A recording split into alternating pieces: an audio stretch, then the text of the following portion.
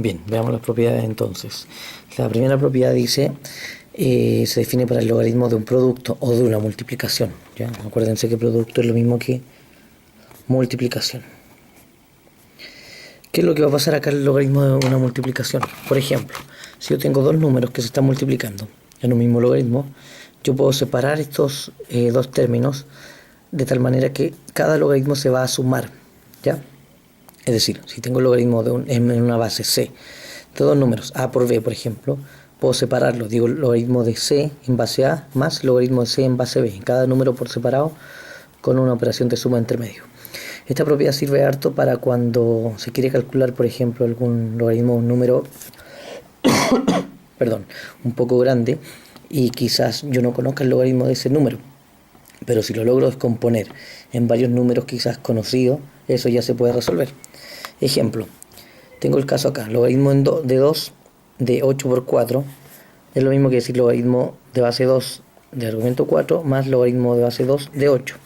Y estos cada uno se puede calcular. Por ejemplo, 2 elevado a cuánto me da 4. En este caso va a ser 2. Entonces todo este resultado me da 2. Y 2 elevado a cuánto me da 8. En este caso es 3. Por lo tanto, estos 2 más 3 es 5. Entonces, logaritmo de este coso acá.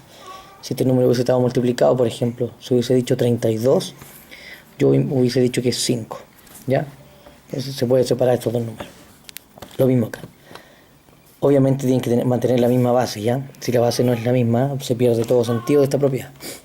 Y se puede hacer también para un número grande. Por ejemplo, yo puse 200 y ese 200 lo voy a reescribir como 4 por 50.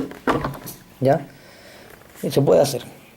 Y bueno, lo dejo separado, pero expresado solamente porque quizás no siempre se va a poder calcular, ¿ya?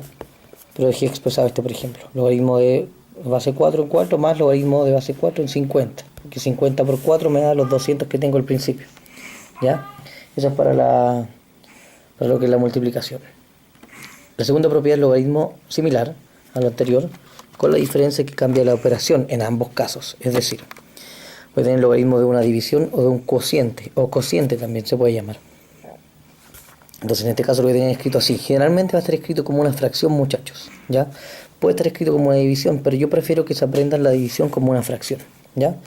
En este caso también se puede separar en dos, pero ahora va a ser una resta la operación que los separe, no una suma como antes, ¿ya? Y siempre va a ser el logaritmo del número de arriba de la fracción menos el logaritmo del número de abajo de la fracción manteniendo la misma base, ¿ok? Acá, el de arriba y el de abajo, entonces es el de arriba menos el de abajo, siempre, siempre, siempre, siempre. Ejemplos, veamos algunos casos. Ejemplos. 1. Logaritmo de base 3 de 9 y 27, por ejemplo. Esto yo lo puedo descomponer en logaritmo de base 3 de 9 menos logaritmo en base 13, 27, y si se pudiesen calcular, lo podemos hacer, ¿ya? Entonces bastaría con eso, esa es la segunda propiedad.